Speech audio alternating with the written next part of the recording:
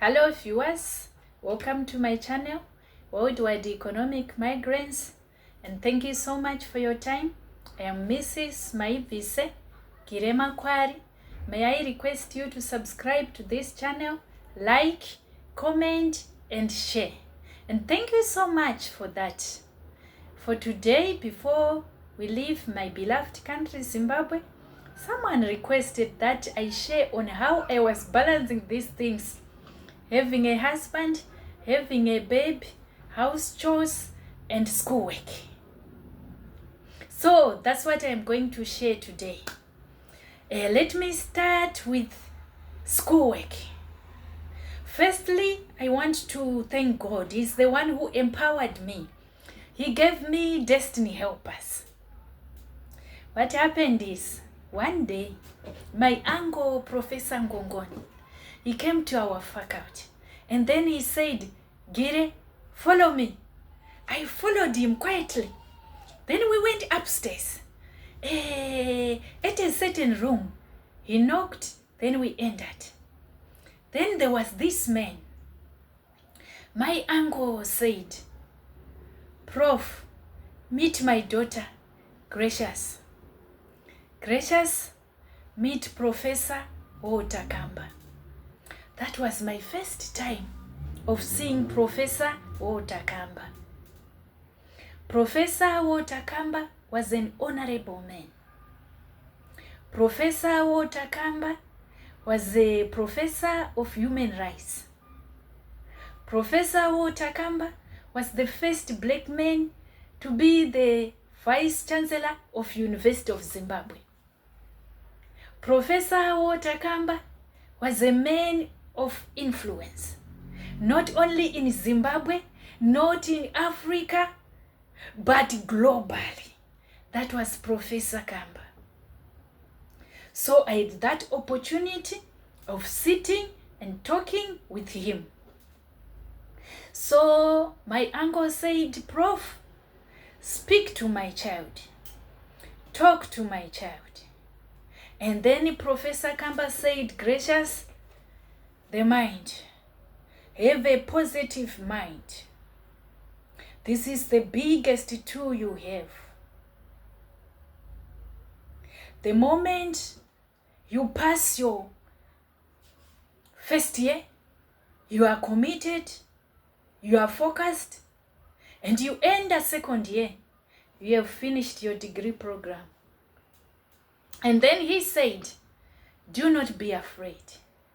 Do not be afraid.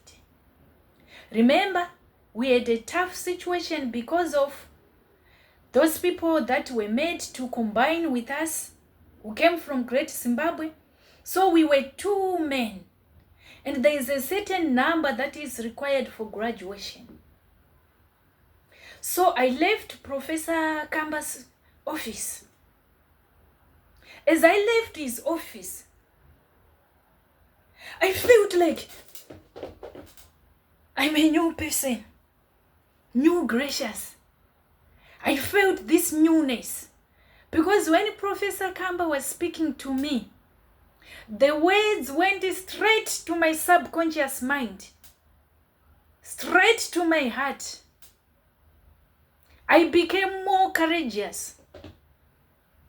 I had that positive mindset. So whatever I could face, all these things we see as challenges, to me, some of the things I was not even seeing them. Because when you have that positive mind, you level mountains. When you have that positive mind, even where there are mountains, you may not see them. I remember a day when my husband went to work. And then he was to come and take care of the baby because I had an exam at 2 p.m. It took him long to come. But I took my baby. I said, I will find someone who will take care of the baby at the university there. Then I write my exam. Along the way, I met my husband. He took the baby back home. So I was someone who was always positive. Instead of me starting crying, what am I going to do with this baby? Like it's a big problem. I did not see it. Because the moment you start crying, start meditating, problems, it will affect you, and it will also affect your performance in the exam.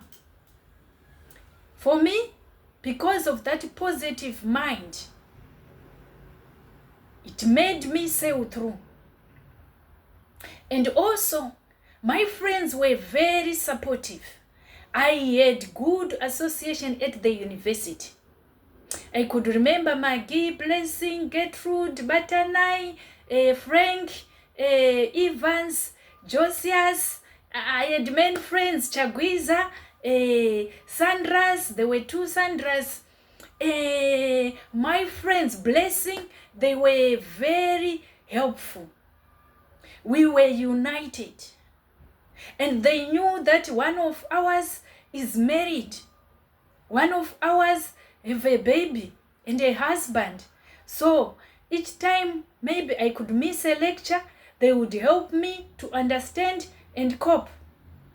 So my friend also, Margaret, would always make sure that if they learn anything whilst I'm not there, she would give me the notes and she would explain everything to me.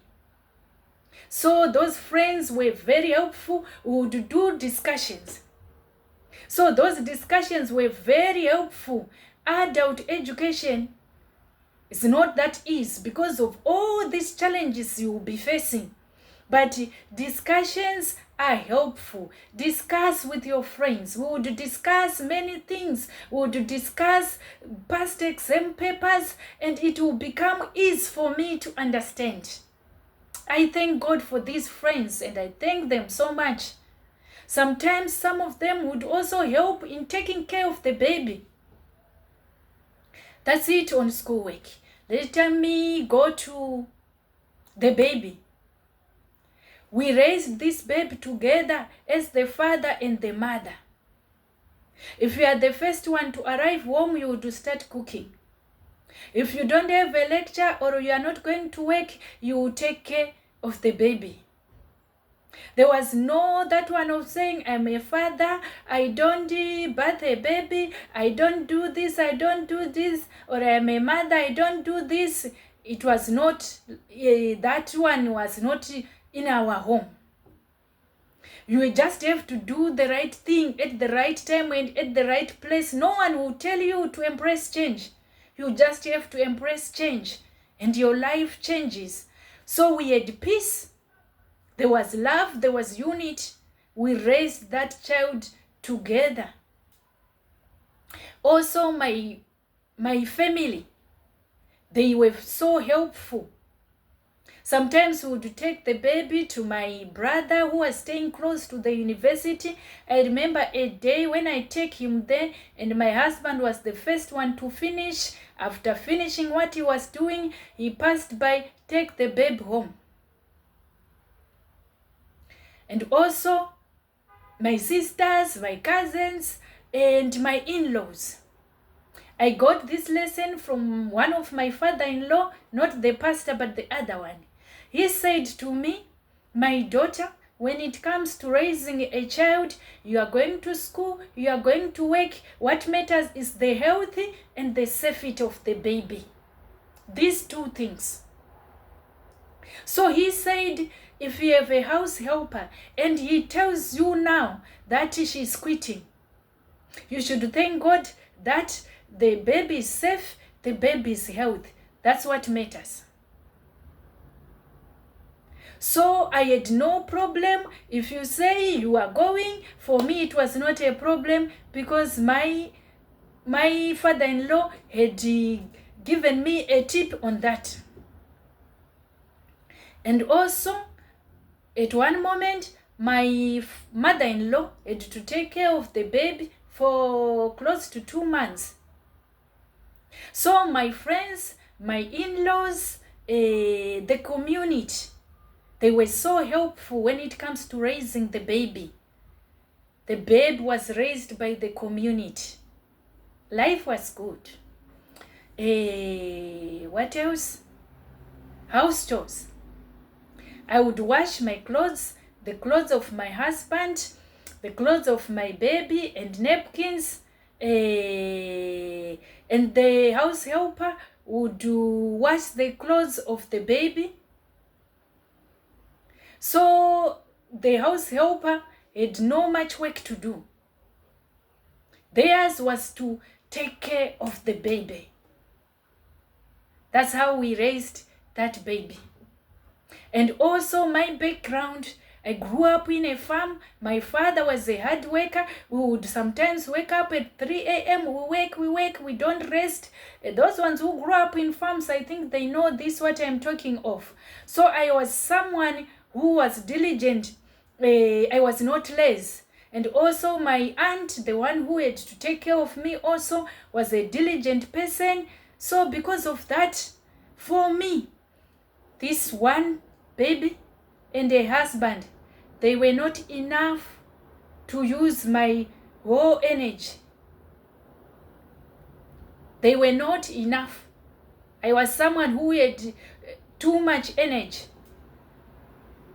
And also,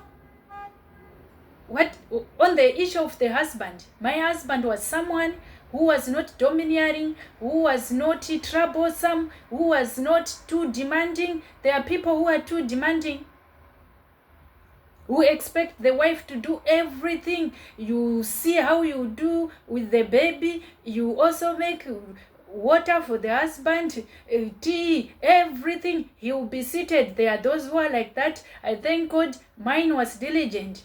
Mine was supportive. Mine knew that this is our baby, this is our home. You just do the right thing at that moment. So that's it. That's how we managed to balance those things. But I want to say, don't try to change your spouse. Just because you heard me saying my husband was supportive, my husband was like this, don't try it. If your spouse is not like that, don't try it. Be patient with him. Change is a process. You don't have a power to change somebody. You have power to change yourself. Focus on changing yourself and have influence. Don't try to impose it and say, you need to change it because, hey, Miss Maevise was saying the husband... Don't try it. Be patient with one another. Study your spouse. Do what suits you. So I think that's it. Yeah, that's it. So thank you so much, viewers. Thank you.